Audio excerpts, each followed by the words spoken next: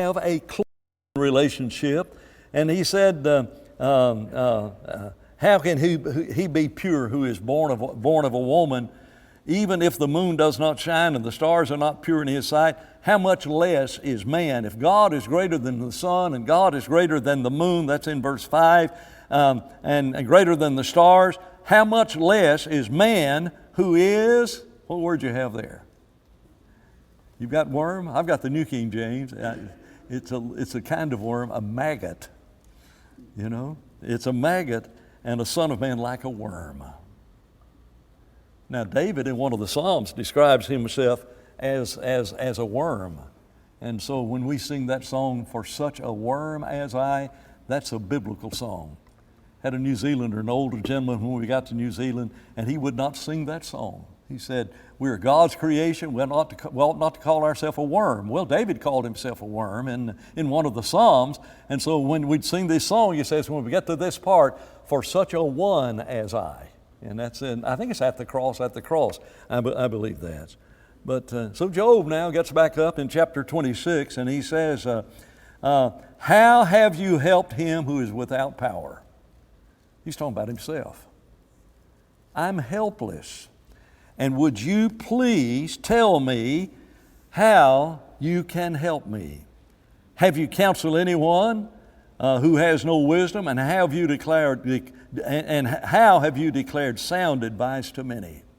Now he's already called them miserable comforters. And to whom have you uttered words, and whose spirit came from you? He says in relationship to the sovereign God that the unseen world, Sheol, New Testament word Hades, is naked before him, and destruction has no covering. He stretches out the north over the empty space. He hangs the earth upon nothing. How did Job know that? If Job had asked the scholars of his day, or the ancient world, asked the scholars of the ancient world, how did they describe the earth? The Hindu description, the earth is flat, and it rests. Have you ever seen that painting in a drawing? It rests upon the back of is it a dozen elephants that are maybe one turned in each direction, or on the back of elephants? And the elephants are swimming in the cosmic sea. I don't know what the cosmic sea is resting on in relationship to that. What about Atlas? You remember Atlas and what he held up? Is anybody old enough to remember comic books that had that? Was it a 98-pound weakling or a 96-pound weakling on the back page? You remember that? Comic books, and you could not call this number. It was back before you did that kind of call in, but if you'd fill out that coupon, and on the back there was a cartoon of this guy who was a little shrimpy guy, and he'd go down to the beach and he'd be beaten up to nothing. Wallace, you remember that? But down to the bottom, here's this course, the Atlas course of bodybuilding. I've made up that name of it, and there was Atlas, and there's the earth sitting right on his shoulder. Job, how do you know the earth is suspended upon nothing? I mean, we're before around the time of Abraham. Shortly after the flood, evidently, is when Job lived, because we know how many years he lived after he'd had all these trials. When we get to the end of this book, the age of Job tells us that he lived 140 years after he'd been through the first 41 chapters of the book of Job. So however old he was, whenever he lost it all, and then you add that to how old he is, because he lives 140 years after that, and all of a sudden you're in that period from Noah to Abraham, when people's life, Noah was 900 years, and then the number just takes a nosedive. And so that's evidently when how did Job know he hangs the earth upon nothing? You want evidence of the inspiration of the Bible? There's part of it right there. He suspends the earth upon nothing. He covers, verse 9, he covers the face of his throne and spreads his cloud over it. He draws a circular horizon on the face of the waters at the boundary of light and darkness. Isn't that amazing? What light is and even what darkness is, and there is that clear-cut dividing line. And I know we talk about twilight, But have you ever been out walking and there's a beam of light that's coming from a street light, and all of a sudden, man, you take another 5 steps and you're in pitch black darkness? What is that line there? God stretches out, and God makes that boundary between all of these things. You want to look at verse 12? You want to talk about a tidal wave surge? You look at verse 12. He stirs up the sea with his power, and by understanding he breaks the storm. God is great. I'll grant you that God is great. And then he says in verse 14, indeed, these are the edges of his ways, and how small a whisper we hear of him, but the thunder of his power, who can understand it? If you think about a tornado or a hurricane, and you think about an earthquake, and Job says that's when God whispers. What's it going to be like when God thunders? I mean, we think, you've been around where lightning struck? Was that ever allowed? You know, I mean, it was close and everything. That's God whispering. Dirk, you had a comment. Verse 12 reminds us that Jesus said, "Peace be still." And they said, "What manner of man is this, that even the seas Yes. obey him?" They were standing in the presence of God. Yeah. You know, I mean, you stop and think about the power of God. And I love the contrast between God whispering and God roaring the thunder. It dawned on me, and it was here, I guess maybe it was one night when David was reading, that there'll be the shout from heaven at the end of time. Can you imagine how loud that shout from heaven is? I just got to thinking about what will that shout from heaven sound like? And that may only be God whispering. And that's what Job says. Said, yeah, I know that God is almighty and God is great. And these are just the mere edges of his ways. I think that'd make a great class to teach teenagers. You only see on the outside, you know, like the iceberg, you only see the tip of the iceberg. And in every manifestation of the power of Almighty God, all we've seen is just the extreme edge, and we think we've seen it all. And Job said, no, you haven't. That's just the mere edges of the things that he has. Let's get to chapter 27. Moreover, Job continued his discourse and said, as God lives, who has taken away my justice, and the Almighty who has made my soul bitter, as long as my breath is in me and the breath of God is in my nostrils, my lips will not speak wickedness, nor my tongue utter deceit. Does adversity make you bitter? It can, and it really makes ungodly people bitter. But Job said, that's not me. You guys have been accusing me of being an ungodly person. You want to know how I am? Verse 4, my lips will not speak wickedness, nor my tongue utter deceit. Far be it from me that I should say that you are right. You want to talk about political correctness and compromising with political correctness? Job said, I don't live on that street. That's not where I am. You guys, everything you've said. He says in verse 6, my righteousness is what I hold fast, and I will not let it go. My heart shall not reproach me as long as I live. My enemies, or may my enemies be like the wicked, and he who rises up against me like the unrighteous. For what is the hope of a hypocrite?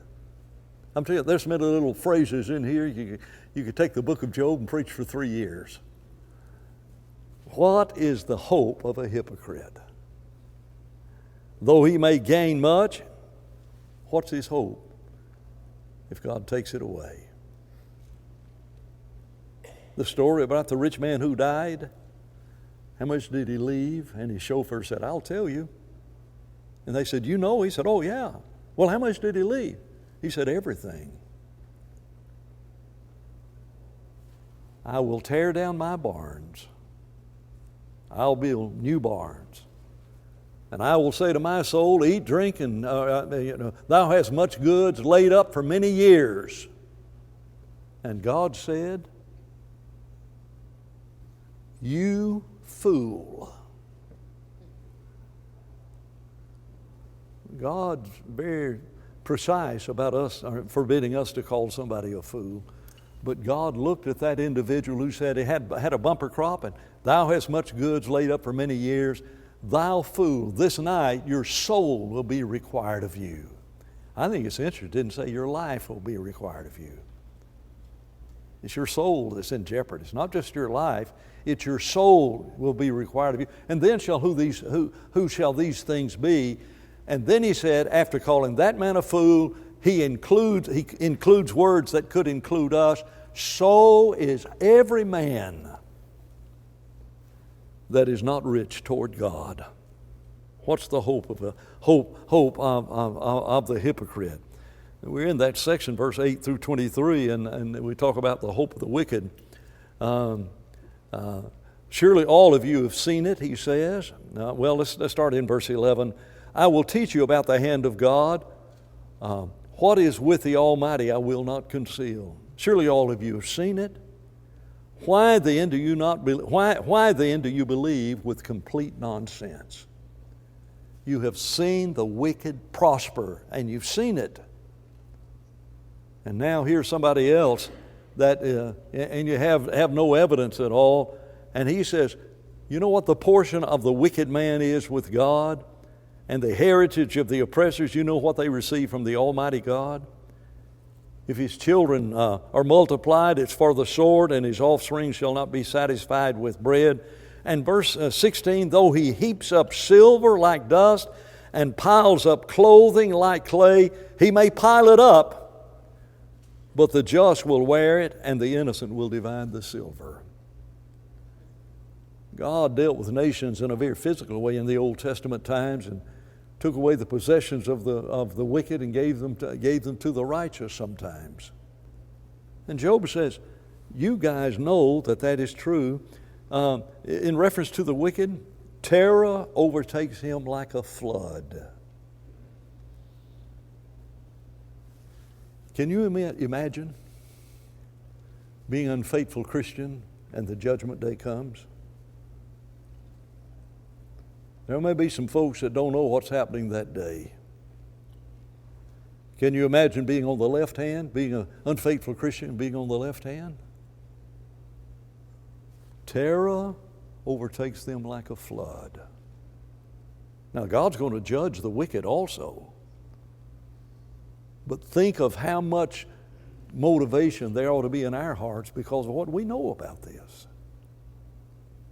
You want to be on the left hand or on the right hand?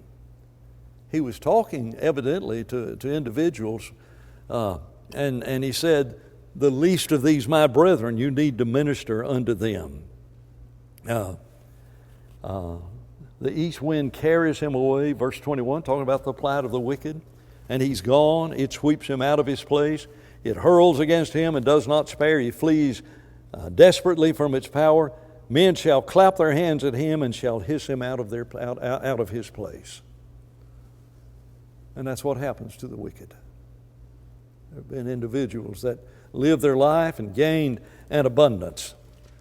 Well, let's look at this next chapter 28, because Job says, where is wisdom? And I think it's interesting to read chapter 28 and see how far advanced people were. We think that technology and the greatness and wisdom of man has only come about in the last 150 years. Job says, there is a mine for silver and a place where gold is refined. That's in chapter 28, verse 1. Iron is taken from the earth, and copper is smelted from ore. Man puts an end to darkness. We do a better job than they did when they had oil lamps. But we can overcome the darkness, and searches every recess, for in the darkness and the shadow of death.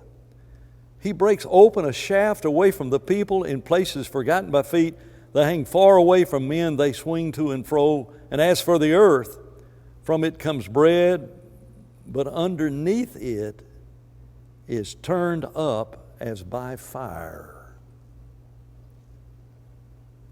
Yeah, where's food come from? Up on the surface. What's below the surface? Job knew. He hangs the earth upon nothing, and in the heart of the earth is that volcanic, molten part of the heart of the earth. And Job affirms that. Now, Job, how'd you figure that out? It's because God revealed things to Job, and he understood it. He says the stones are the source of sapphires, and it contains gold dust. That path no bird knows, nor has the falcon's eye seen it. The proud lions have not trodden it, nor have the fierce lions passed over it. Man puts his hand on the flint, and he overturns the mountains at the roots. And we do that. We change, we move mountains. Think of the interstate sometimes when you're driving up in the Carolinas and you see where they've cut through all of those mountains. Just stand in utter amazement about that. But, you know, Job is about to say, that's not really wisdom.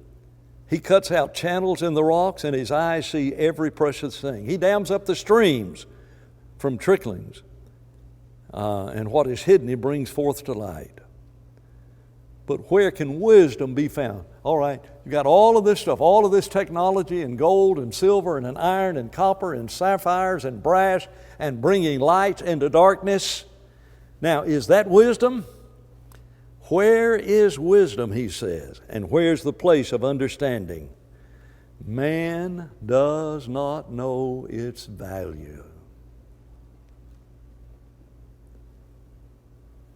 Had you rather be a wise, poor, I'm not talking about spiritual wisdom, had you rather be a wise, poor individual or a rich person who knows nothing? That's the whole argumentation Job has made.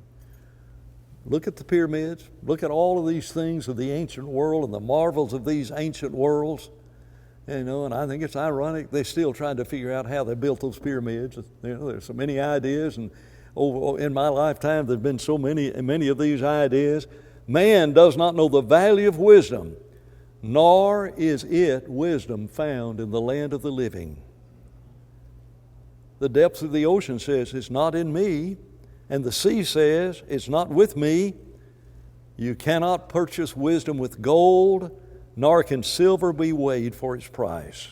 If you had all the gold of Ophir, which was a place that was known for gold in biblical times, in precious onyx or sapphire, neither gold nor crystal can equal wisdom, nor can it be exchanged for jewelry of fine gold. Verse 19, the topaz of Ethiopia cannot equal it, nor can it be valued in pure gold. Next question, verse 20. Then where does it come from? Man knows a lot. Where does wisdom come from? It's hidden, verse 31, from the eyes of all the living, and concealed from the birds of the air. Isn't it remarkable to you that we have 9 Supreme Court justices and thousands of judges all over this land who cannot define pornography?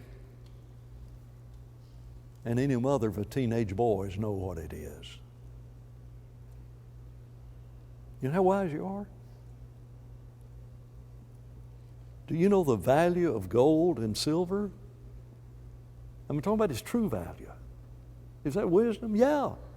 Where'd it come from? Where'd you learn that?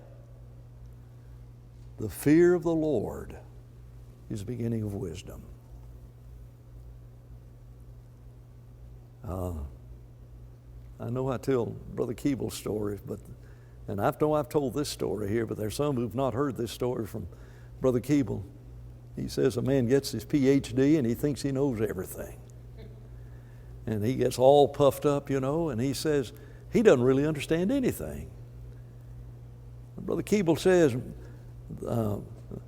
science tells us that the human body is 90% water. That's why when you create somebody, you get a little urn full of ashes. That's all there is of you other than water. There may be a lot of hot air that gets out also. But he says, but you're 90% water. And the Bible tells us that the Lord formed man of the dust of the ground. Brother Keeple said, if you mix dust and water together, you know what you get? That man with that PhD, Brother Keeble said, he ain't nothing but a mud ball with a necktie on. And that's true.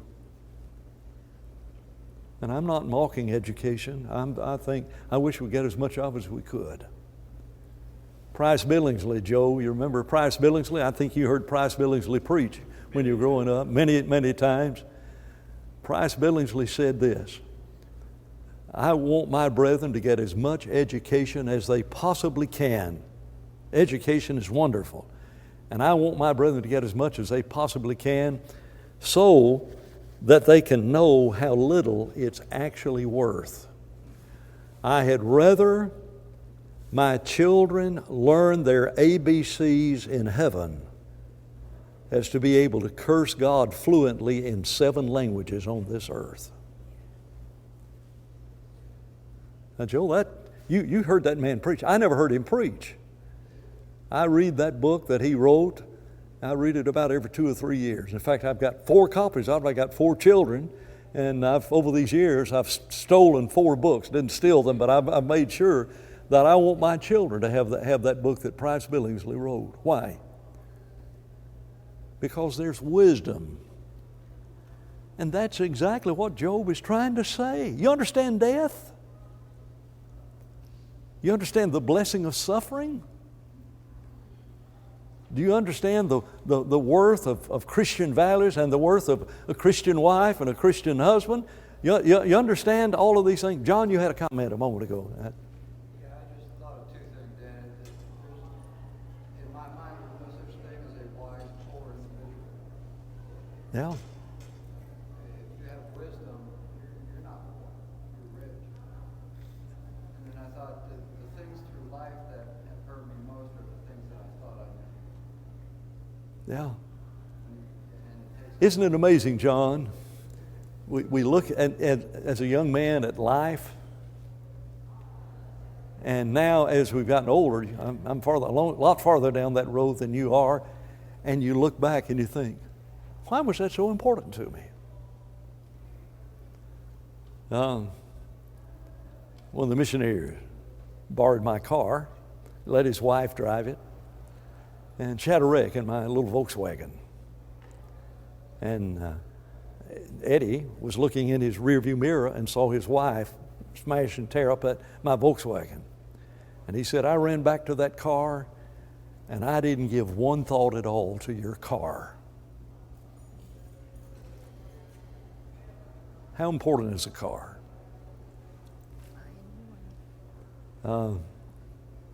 Gary and Jonathan, way back yonder, were going on a church outing, and they had a car wreck going to the church outing. I was attending the gospel meeting up at Stewart, and they called me and said, Dad, we've had a wreck.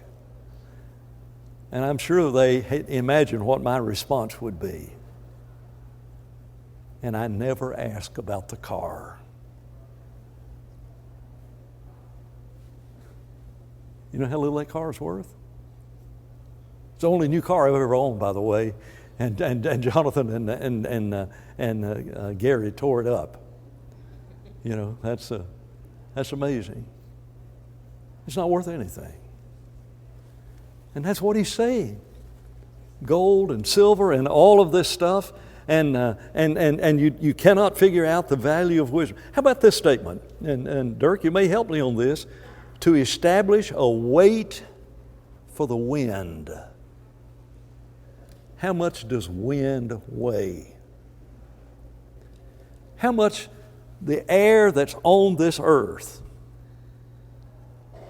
how much pressure is there down on the earth from the weight of air? 14.7 pounds, right? You don't think about air having weight. How did Job know that air had weight? Now we know we've got the technology to pull that out. And I like verse 16, and that is, there is a law for the rain. Sometimes I think weather forecasters wish there were, that scattered showers, have scattered showers this afternoon and tomorrow and the next day and the next day and the next day. And a high of 85 and a low of 69. And we'll have 78 the next day and 68 the next day. They've got the easiest forecasting job there is. And boy, don't they get excited when they see that hurricane coming. The law of the law of the rain. I think God has made a law for the rain and a path for the thunderbolt. Then he saw wisdom and declared he prepared indeed, he searched it out. And to men he said, behold, the fear of the Lord, that is wisdom. That's not just in Proverbs, is it? Job, what is wisdom? Tell me what wisdom is. The fear of the Lord. That is wisdom.